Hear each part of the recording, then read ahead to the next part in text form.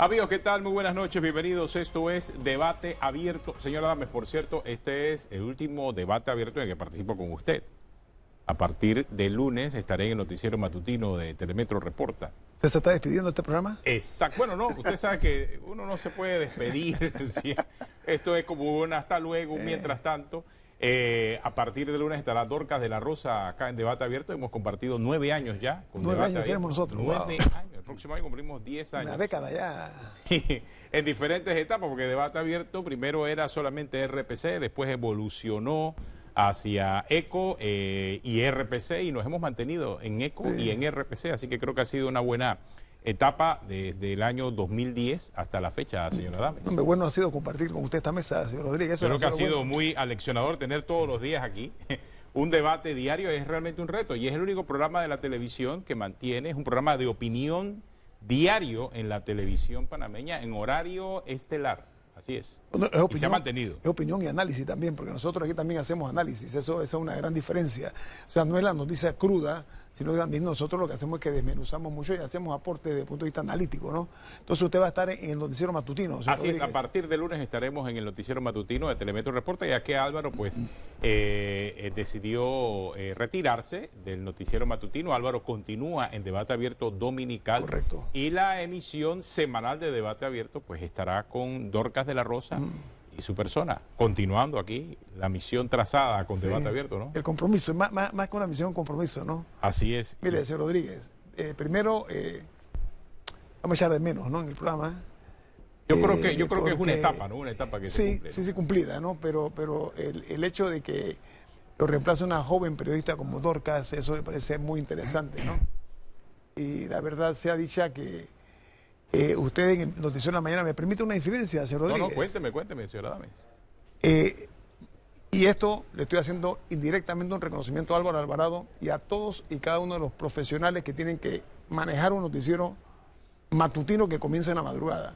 Eso es un gran sacrificio, porque para nosotros, todavía usted no está acá de este lado, venir aquí a un programa de esta naturaleza en horas civilizadas está bien, pero el esfuerzo que hay que hacerse allí es un esfuerzo que exige madrugar todos los días. ¿Como a qué hora, señor Rodríguez? Como a las 3 de la mañana, ¿no? 3:30. Bueno, usted también lo sabe, señor Adames, porque usted tiene un programa todos los días a las 7 de la mañana. A las 7:30. A las 7:30 de la mañana. Yo me despierto un poquito más tarde. Usted se despierta un poco más tarde. Usted pero a las 3:30 un programa matutino, sí, duro. diario, Claro. o sea, desde temprano hay que estar actualizado de todo lo que acontece. O sea, que hay un reto. Nosotros tenemos la responsabilidad primaria y permanente de ilustrarnos muy temprano en la mañana de qué ha ocurrido, no únicamente en Panamá, sino en el mundo, y esa es la idea. Entonces usted va a tener que madrugar, señor. ¿Está listo usted para eso? Estamos preparados, siempre. Siempre. Sí. He pasado en diferentes momentos de la vida por ese noticiero. ¿Sí, de verdad? Y cuando yo comencé a trabajar en el 94, inicié casualmente en el noticiero matutino. En el canal 1994, en Telemetro, cuando era solamente Telemetro. Después, en la década... ¿Cuántos años tuve? ¿Qué tiempo tuvo ahí usted? Estuve casi 5 años. Inclusive con Lucy Molinar compartimos ese noticiero matutino. Qué bien. Varias ocasiones. Después, en la década, después del 2000, hacia el 2006, 7 y 8, me tocó también estar en el noticiero matutino. Y ahora nuevamente en una tercera etapa. La tercera es la vencida. Le voy a formular una pregunta, pero esta pregunta no es bilateral, esta es de una sola vía. Ajá. Así que la contrapregunta no vale aquí, ¿sí? ¿Okay?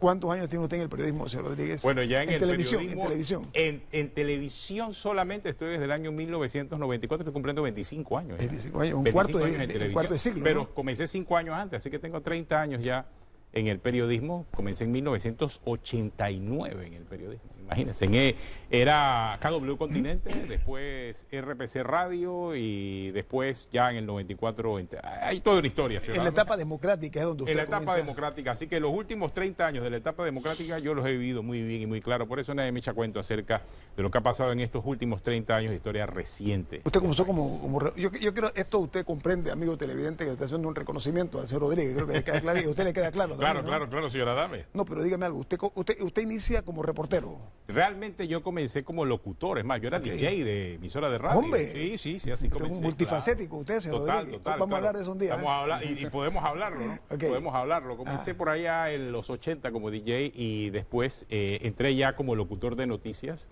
y es casualmente la emisora de don Rodrigo Cañita Correa que me da la primera oportunidad. para leer noticias ya formalmente. Un gran radiodifusor, además. Muy grande. Correa, Rodrigo Correa. Exactamente. Y allí inicié, después fui a RPC Radio con la familia Eleta. Con RPC Fernando Radio, Eleta Casanova, Fernando Eleta Casanovas específicamente, que me da la oportunidad en RPC Radio estando muy joven, tenía como 21 años. Dirigí inclusive el noticiero de RPC Radio hasta 1994, cuando entro ya acá en televisión. Inicia como que... Inicié como presentador de noticias en el noticiero matutino. Okay. Y todavía no había fusión, o sea, eran canales independientes, la familia González Revilla en Telemetro, la familia Eleta en RPC, y pues en el camino se fusionaron, fue una sola empresa, y pues a lo largo del tiempo me he mantenido acá en televisión principalmente.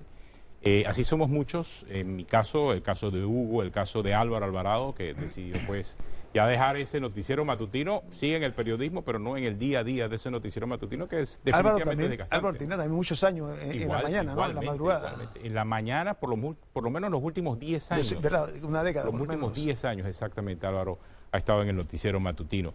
Y bueno, estamos en esa batalla. No quise, y lo hice exprofeso para que la teleaudiencia tenga muy claro, señor Rodríguez, que no es sentarse a leer noticias nada más o comentar. Eso implica un sacrificio, que es una responsabilidad mayor. O sea, tener uno que levantarse tan temprano, no a hacer cosas livianas, sino esto implica una gran responsabilidad porque se nutre de primera mano a primera hora a un país de lo que está en el ambiente noticioso. Así que eso más que una satisfacción, que debe serlo, y lo es, una responsabilidad primaria, señor Rodríguez. Así es, señor Adames. Mucho éxito de usted en su misión. Muchas gracias. Igual, porque Debate Abierto continúa, ya ahora en manos suyas y en manos de Dorcas, claro, de la por supuesto, Rosa, claro, con la actualidad y todos los temas importantes del día.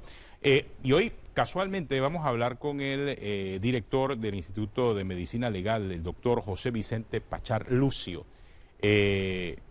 El doctor José Vicente Pachar tiene muchos años, por cierto, en el tema de la medicina legal. Hoy en día le corresponde dirigir medicina legal. Y hay una serie de temas importantes relacionados con medicina legal que vamos a tratar con él.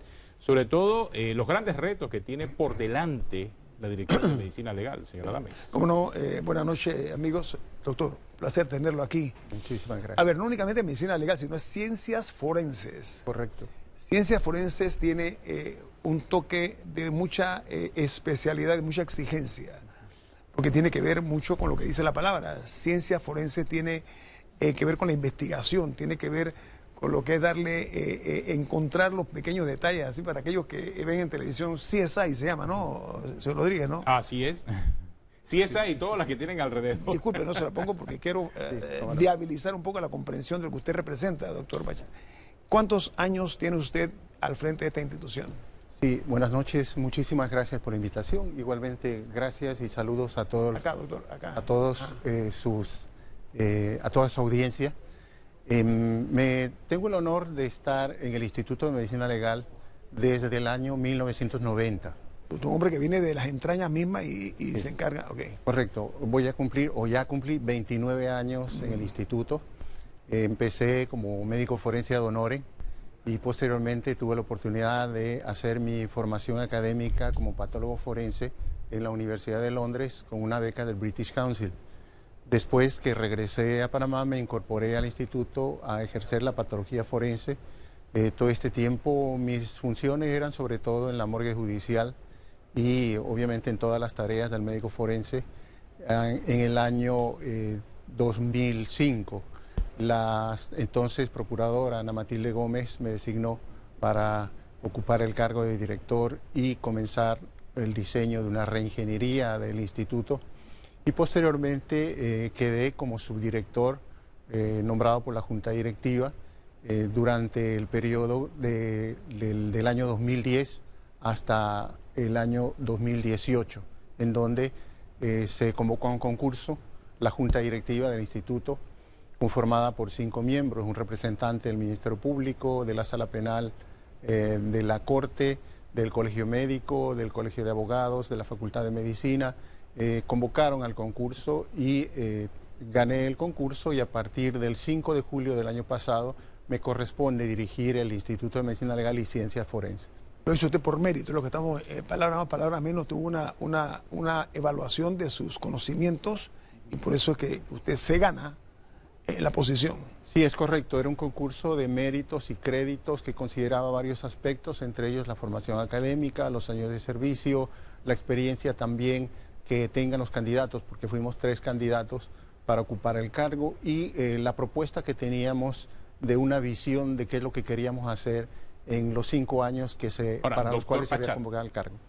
no es la primera vez que usted ocupa esta posición. Os digo, no es que ocupa la posición en propiedad, sino en función de estar vinculado a la medicina forense en el país, porque su nombre va de la mano del Instituto de Medicina Legal hace muchos años, no ahora que es director, sino de hace muchos años. Cuéntenos un poco de esa experiencia que usted tiene trabajando ya en medicina forense, ¿no? Sí, como no, como mencioné, después de que completé mi formación como patólogo forense en Inglaterra, me incorporé al instituto y a partir de esa fecha participé prácticamente en una cantidad de casos que están recopilados Claro, cómo no. en un libro de memorias que ya escribí, que sería la primera parte porque todavía me falta la segunda parte con toda la experiencia de estos años. Y ahí yo recojo mi participación en casos que van desde, recuerdo de los primeros en los que participé, el caso de la joven Amparo Morales, una joven que fue... muy conocido. Fue un caso de femicidio en el que hubo mutilación corporal. Posteriormente he estado en muchos de los casos que se han ventilado y han sido de conocimiento y han estado en los medios de comunicación, tanto no solamente casos de homicidio, otro tipo de casos que también tienen que ver con delitos contra la vida e integridad personal y contra la libertad sexual, y que realmente pues quedaría corto el tiempo para ir explicando caso por caso cuál ha sido mi intervención. A ver, ha habido una intención de que el Instituto de Medicina Forense, Medicina Legal y Ciencias Forenses quede bajo el paraguas de la Policía Nacional. Estoy hablando, investigando. Lo propio es que no esté bajo la policía, lo propio es que esté bien distante de la policía y que tenga un grado de autonomía plena, que no únicamente la autonomía para decisiones, sino también presupuestaria. Háblenme primero el riesgo, le pido que sea muy crudo lo que va a decir, porque creo que la audiencia se lo merece. Los riesgos, ya yo lo leí, no quiero decirlo yo, los riesgos que implica tener esta importante institución bajo el manto de la Policía Nacional. Sí, en ese sentido me gustaría ser enfático. Panamá tiene el privilegio de tener una institución de servicios forenses que es un modelo para América Latina. Primero, es una institución civil. Segundo. Por eso, perdón, entonces se desvirtúa si queda bajo la policía. Correcto. Gracias. Segundo, es una institución que agrupa todos los servicios periciales forenses. Se conocía anteriormente como medicatura forense, después medicina legal, y ya no es eso, usted señaló perfectamente, de que ahora se habla de ciencias forenses y vamos hacia un Instituto Nacional de Ciencias Forenses. ¿Y hay una promesa en ese sentido? Correcto, tenemos ya casi listo un anteproyecto para llevar a la Asamblea que nos da el reconocimiento de lo que somos ya en la actualidad.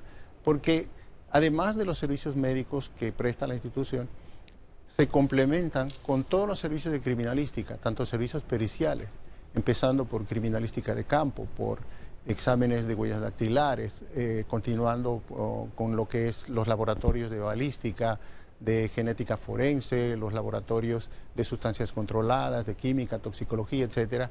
Y además a eso se unen los administrativos, que en este momento nos dan un total de aproximadamente 1.500 funcionarios en todo el país. Únicamente no tenemos presencia en las comarcas y que brindamos servicios 24 horas durante todo el año. Entonces, nuestra participación, y especialmente cuando comienza el sistema penal acusatorio, es fundamental, porque en el sistema penal acusatorio, la prueba en la que se basa todas las hipótesis y teorías de los investigadores es la prueba científica.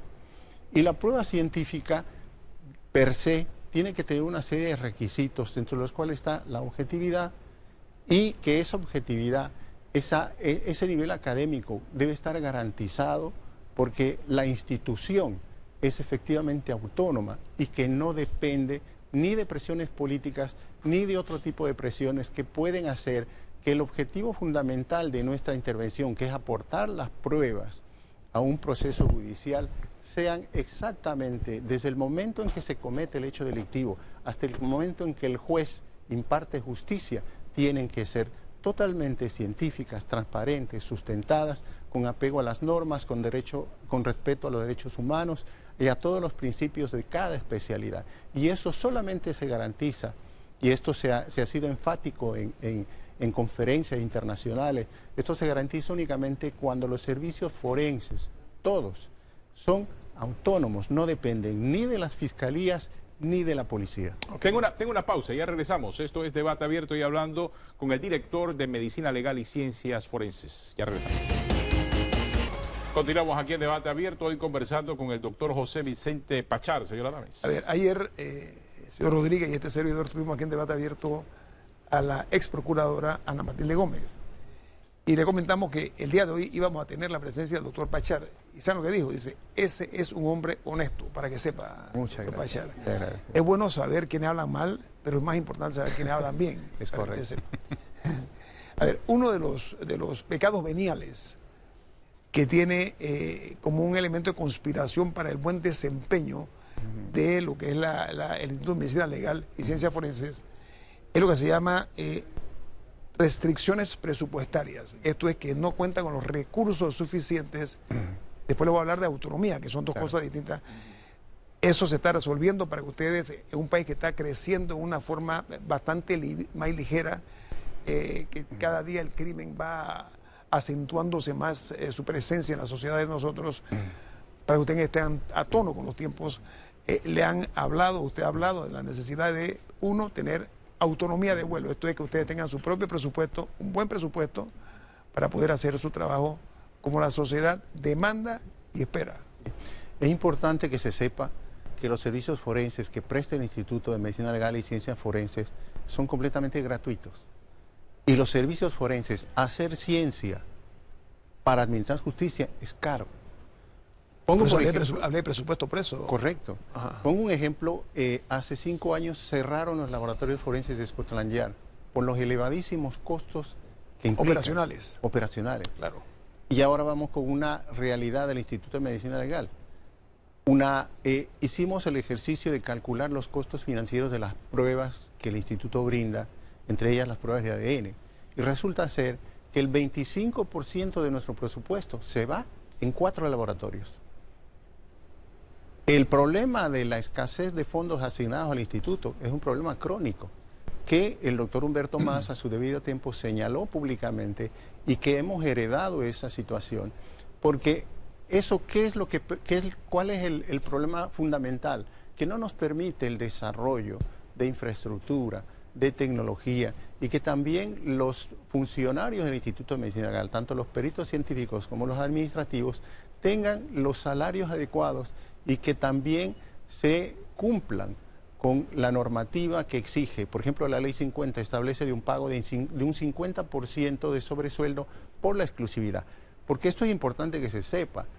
Los médicos y todos los profesionales que trabajamos en el instituto no podemos trabajar en otra institución. La Ley 50 entonces estableció que hay que pagarnos un 50% de sobresueldo. ¿Eso se cumple hoy en día? Eso se logró este año cumplir hasta este año, con 400 funcionarios de criminalística. Los médicos ya habíamos comenzado a recibir ese 50%, pero aún así todavía queda un porcentaje. Ahora, explíqueme por qué no pueden trabajar en otra, no pueden trabajar en la privada, por ejemplo, no pueden atender de forma privada. Sí. Eso, no pueden tener un segundo trabajo. Explíqueme por qué. Sí, ahí hay un debate porque tiene que ver con la naturaleza misma de la función pericial. Y doy el ejemplo de los médicos. Si yo soy médico patólogo y trabajo en el Hospital Santo Tomás o en la Caja de Seguro Social y hay un caso que tengo que hacer una necropsia de un paciente que fallece en la caja y es un caso de mala práctica, realmente crearía conflictos. Entonces, el principio detrás de la exclusividad es eso, que se nos dé condiciones adecuadas y el reconocimiento salarial para dedicarnos a algo que debe ser el centro de toda la actuación de los profesionales que estamos en el Instituto de Medicina Legal. Esa fue la justificación justamente para evitar esos conflictos de intereses que pudieran darse y para que podamos, en lo personal y profesional, poder cumplir y al igual ser el sustento de las familias, para que de esa manera garanticemos que no haya contaminación. Todo esto empezó en el año 2005 con la Ley 50. ¿Qué es lo que ha sucedido retomando la cuestión presupuestaria? El Instituto de Medicina Legal en los últimos 10 años sí ha recibido, hicimos el ejercicio, 264 millones de balboas. Y esto se ha gastado en infraestructura, en equipos, en tecnología. Los equipos de uso en la práctica forense son muy caros. Estamos adquiriendo, por ejemplo, un equipo de microscopía electrónica para el laboratorio de química. ¿Eso en qué consiste el objetivo de ese equipo? El objetivo es de cumplir con algo que Panamá en este momento tiene problemas, que es probar que una persona disparó un arma de fuego. Las pericias que se hacen con la... Correcto. Okay. Que antes se pólvora denominaba en la mano, la pólvora en las manos, la prueba de parafina, algo que el FBI descartó hace más de 50 años, pero que la tecnología ha ido avanzando, porque usted señaló algo que también es muy importante. La delincuencia también utiliza recursos tecnológicos, también hace uso de la ciencia. Claro. Los delincuentes usan drones, utilizan la informática forense, alteran las escenas de crimen, por ejemplo. Entonces, eso hace que el Instituto de Medicina Legal debe disponer de toda esa serie de recursos que obviamente empiezan con la asignación presupuestaria. Las asignaciones generalmente han sido bastante limitadas. Sin embargo, para este año ya fuimos al MEF y algo importante sucedió, que ya nosotros nos vieron aparte del Ministerio Público, porque no somos parte del Ministerio Público. Lo cual es saludable, ¿eh? Claro que sí. Y lo segundo, que se nos aprobó prácticamente el 94% de lo que solicitamos. Esperamos que se mantengan. Hombre, un buen porcentaje. Claro que sí. Hablar del 94% es casi... Sí. Ahora, doctor Pachar, usted tocó un punto que no puedo yo, por supuesto, ignorar. Usted habló del ADN. Es una de las... suerte de resultados más puntuales y objetivos. Miren, para tener una idea de la importancia del ADN, en los Estados Unidos de América, cuando esta figura comienza a implementarse, la cantidad de gente que fue víctima de carcelazo, o sea, de pasar años en la cárcel, como supuestos ejecutores de crímenes y otras cosas, el ADN demostró que no eran ellos las personas que habían cometido tales fechorías o tales asesinatos. Entonces, el tema del ADN, doctor, es fundamental para que se haga verdaderamente justicia, para que, como dice la palabra, para que sea justo lo que se va a hacer y que se cumpla con la justicia. ¿Cómo marchamos nosotros en el tema del ADN, doctor? Panamá es uno de los países pioneros en implementación de genética forense y nosotros este año, y lo puedo decir con sano orgullo que comparto con ustedes, nuestro laboratorio de ADN fue acreditado por la entidad acreditadora norteamericana ANAP, reúne los estándares internacionales y nuestras pruebas son tan válidas aquí en Panamá como en Estados Unidos. Es un gran logro. Deben ser los estándares muy exigentes, yo me imagino, ¿no? Correcto, porque se basa no solamente en protocolos y en la forma en que se trabaja en el laboratorio, en los manuales de procedimientos, en la implementación de gestión de calidad y fuimos sometidos a inspecciones, revisiones, análisis, y esto se hizo con auditorías científicas, evaluación por pares, y nuestros funcionarios, nuestros peritos de laboratorio, lo pasaron con éxito, al igual que los de documentología. De hecho, eso es parte de un programa de acreditación que tenemos en el Instituto de Medicina Legal. Próximamente se va a acreditar el laboratorio de sustancias controladas.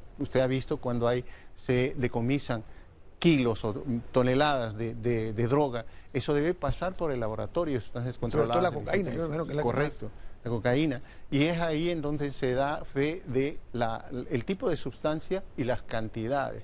Ese laboratorio se va a acreditar este año, de aquí a fin de año. El próximo año se acreditan los laboratorios de balística, se acredita criminalística de campo y más adelante toxicología y el laboratorio de química. Todo esto como parte de un programa que tenemos que es el Plan Estratégico Institucional, que fue una de las exigencias de Junta Directiva justamente al momento de calificar los candidatos para ocupar este cargo.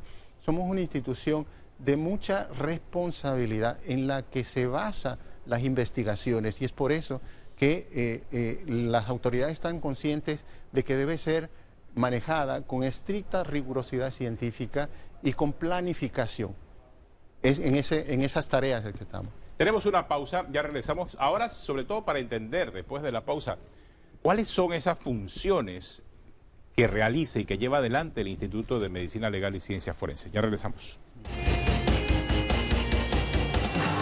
aquí en Debate Abierto y al comenzar el programa hablamos acerca de que íbamos a conversar con el máximo responsable en Panamá de lo que en televisión se conoce como CSI, todos estos programas que son dramas y que hablan acerca de ese trabajo meticuloso del policía forense normalmente que está detrás de un homicidio, que está detrás de una situación que amerita una investigación judicial profunda. Y ese máximo responsable es el doctor José Vicente Pachá. Usted le han hablado acerca de este programa, del CSI, ¿no? Sí, no sé si ha tenido alguna persona que le ha preguntado, bueno, ¿y así funcionan las cosas en Panamá? Sí, es muy interesante porque se habla, en ciencias forenses se habla del efecto CSI.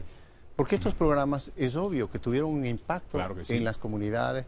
Las personas tomaron un interés inusual en las ciencias forenses, lo cual fue positivo por una parte porque muchos jóvenes se motivaron cuando veían esos episodios y yo quiero ser forense. Claro. Eso por un lado, pero por otro lado, la parte negativa fue que creó altas expectativas de lo que son las ciencias forenses.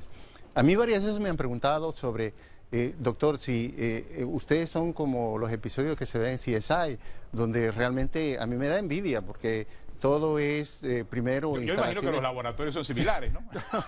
Hay una diferencia en realidad porque... Pero mínima Sí, la diferencia. le comentaba alguna vez, y esto fue en una reunión que teníamos con fiscales del Ministerio Público, que la expresión que salió fue que si en Estados Unidos es CSI, aquí en Panamá es si es que hay. Oh. Porque las limitaciones en aquel momento pues eran tales, porque era difícil responder a las solicitudes de las autoridades, pero el efecto fue positivo, en fin, porque eso propició que se abrieran carreras de estudio de criminalística, también motivó para que profesionales biólogos, químicos siguieran la línea forense, al igual que también médicos, y eso propició, tuvo un efecto positivo. Sin embargo, todavía hay, por ejemplo, en las audiencias, en los juicios, jurados de conciencia, que también dicen, oiga, yo vi en un episodio de CSI que eso se resolvió en 45 minutos, y eso es posible, porque aquí en Panamá eso no se da. Digo, bueno, ojalá fuera así. Ojalá. Quisiera yo ser yo también como el jefe de CSI, igual con las Con actrices. todo el equipo, con exacto, todo lo que que se manda. ven, Presupuesto, ¿no? Todo eso Sí, depende del presupuesto. claro que sí. Doctor Pachar,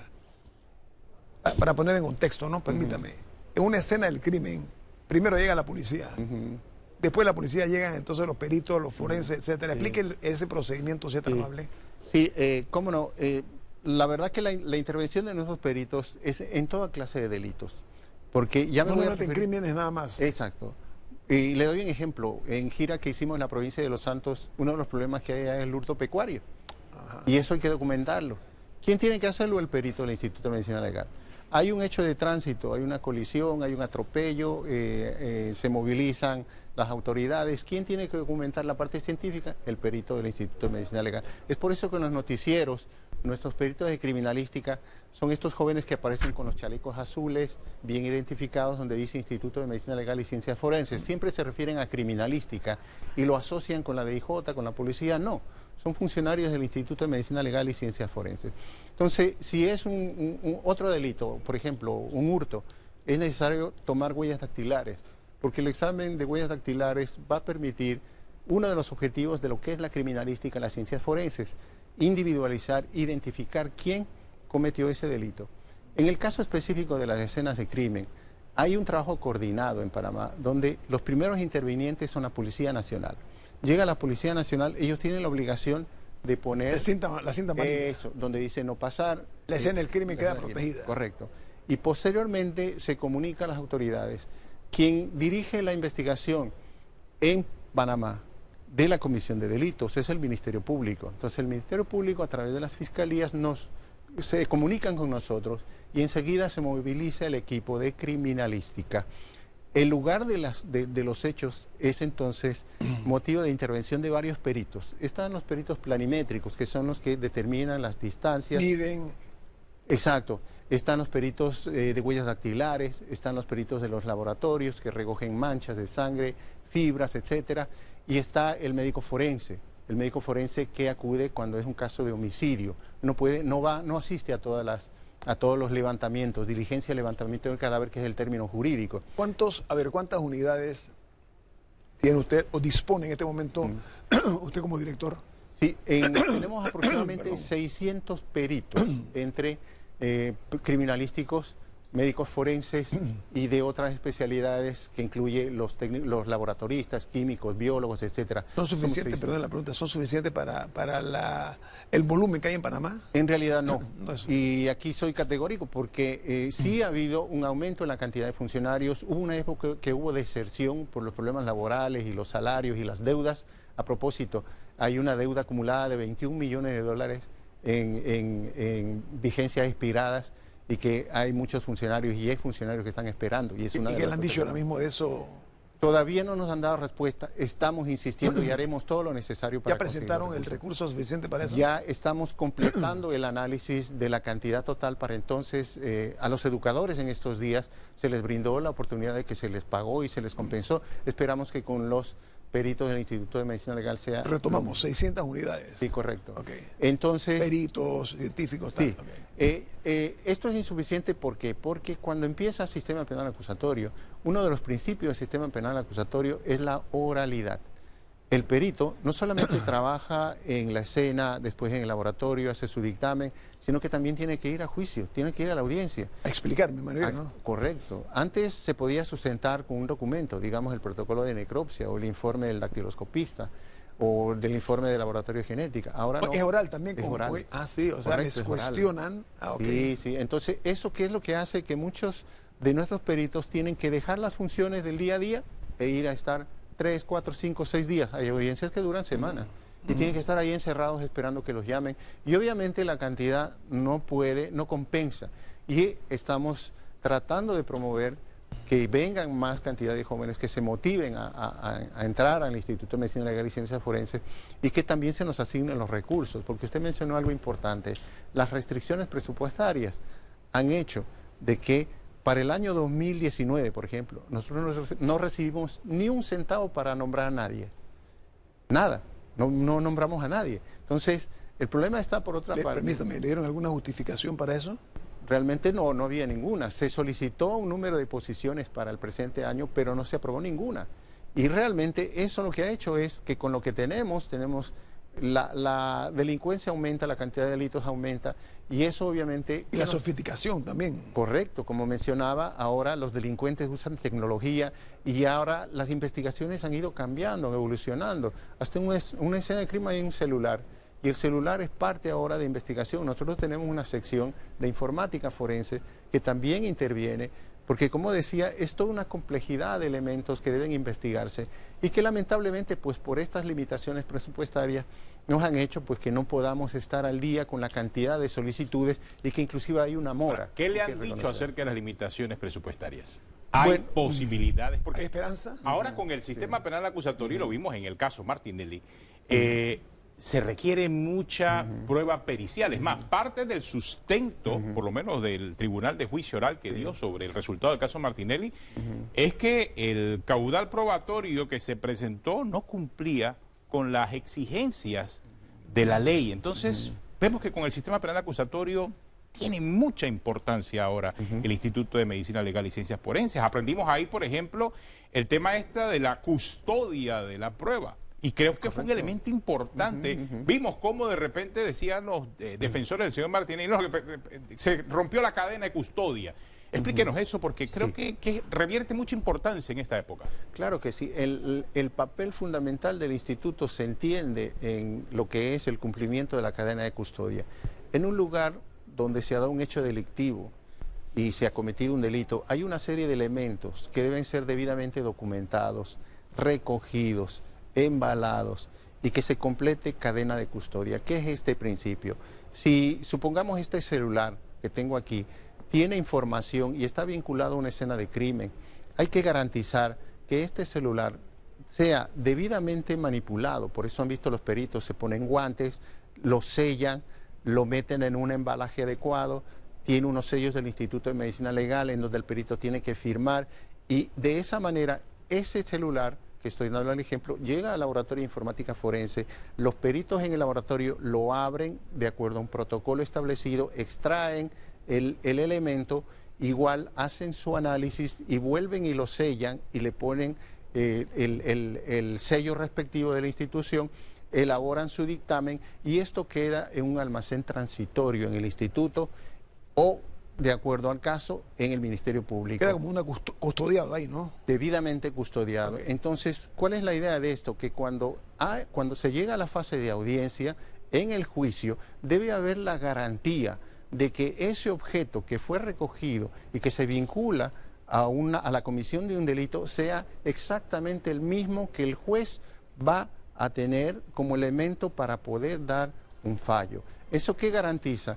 Que ahí se ha cumplido con todas las formalidades que garantizan la autenticidad, la mismidad del elemento que está vinculado a la comisión del delito. ¿Y eso cómo se garantiza? Por un manejo riguroso de todos los indicios de evidencias que se transforman en pruebas. Y eso es lo que hacen nuestros peritos en todos los delitos que se cometen. Llámese escena de crimen o cualquiera de los delitos que he mencionado. Una pausa, ya regresamos aquí en Debate Abierto y conversando con el director de Medicina Legal y Ciencias Forenses aquí en Debate Abierto.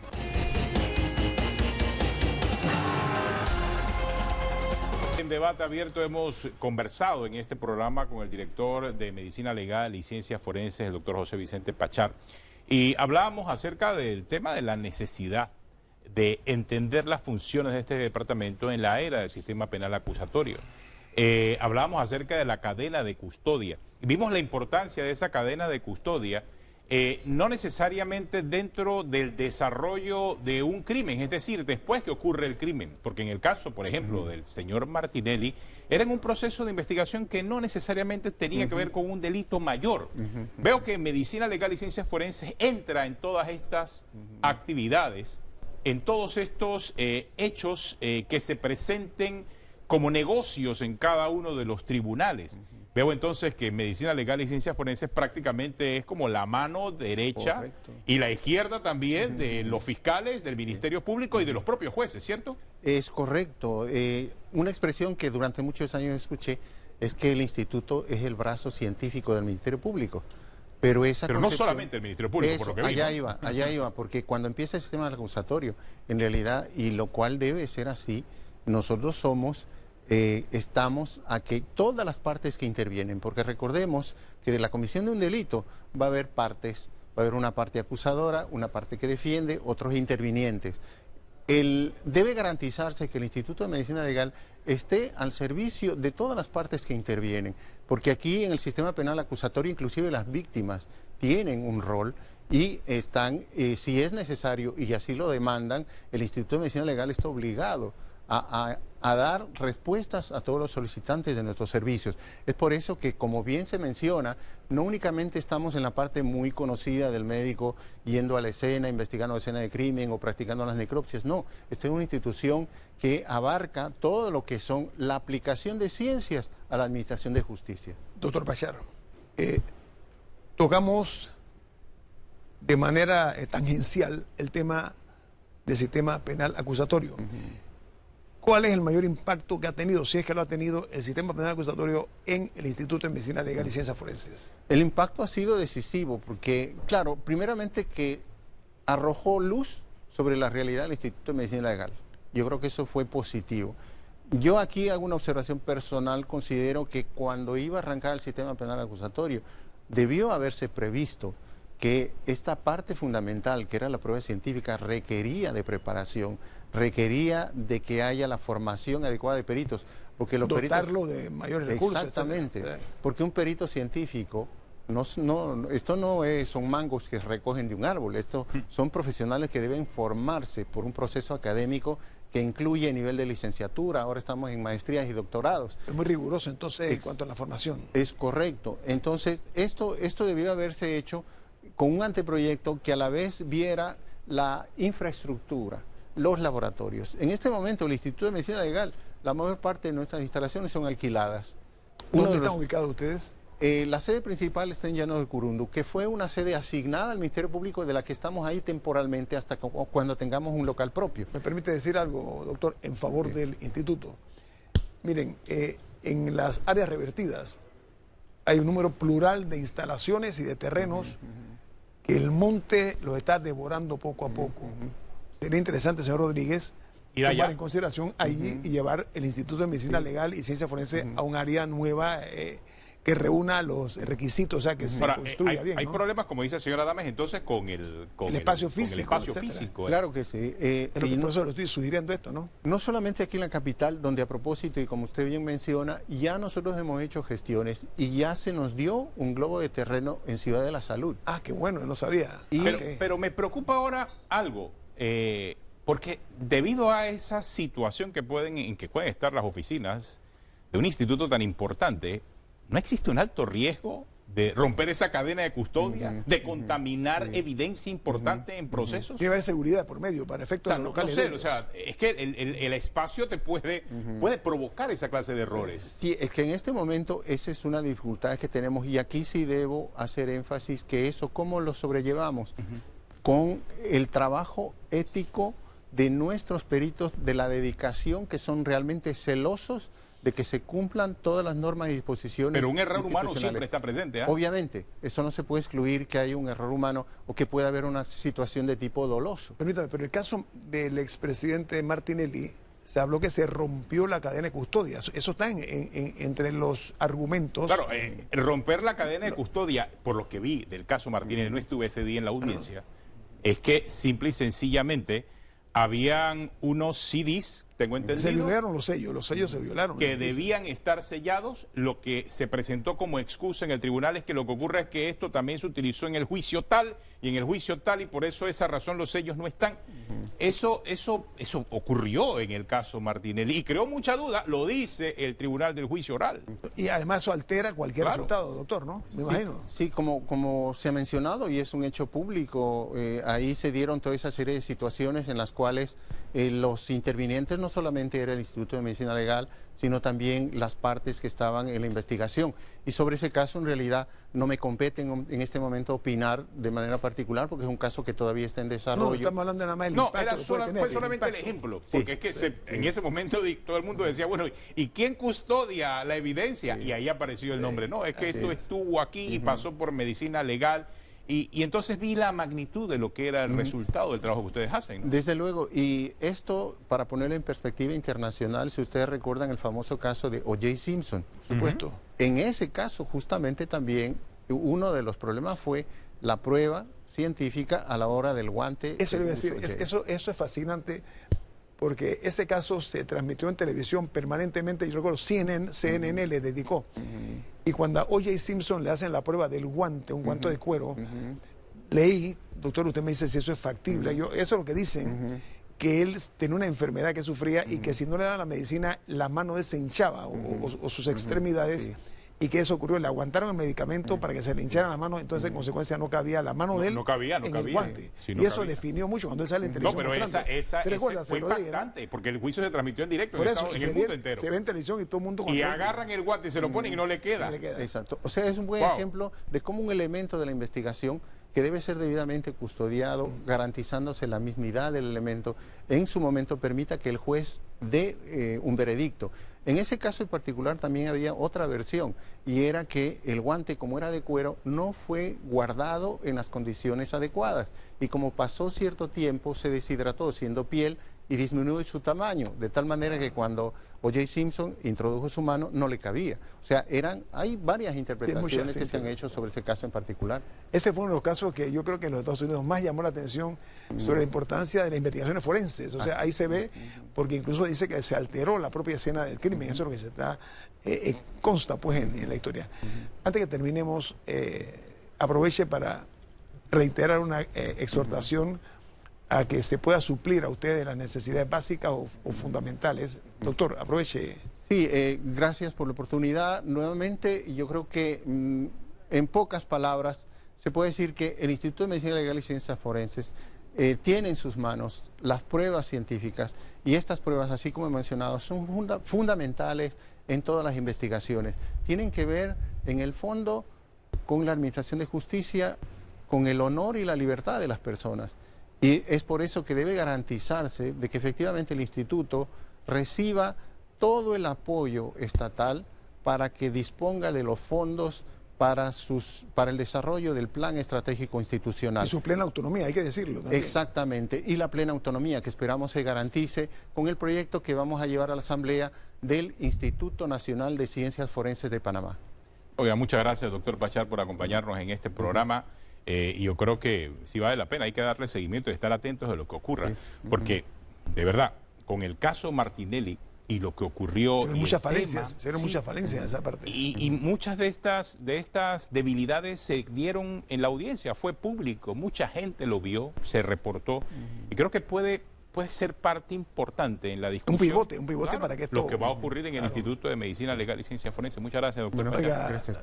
Señora Adames, así terminamos. Antes que se vaya, le deseo mucha suerte en su nueva misión. Tengo la tranquilidad que usted es un profesional de alta calidad y que además tiene experiencia, así que no me cabe la menor duda de que usted va a llevar ese noticiero por el rumbo que se merece, ¿no? Y estoy seguro que va a ser un éxito. Muchas gracias, señora Adames. Entonces, así cumplimos esta misión aquí en Debate Abierto. Nos veremos en Telemetro Reporte Matutino. Debate Abierto continúa el próximo lunes con Dorcas de la Rosa y el señor Guillermo Antonio Adames. Será entonces hasta la próxima. Buenas noches.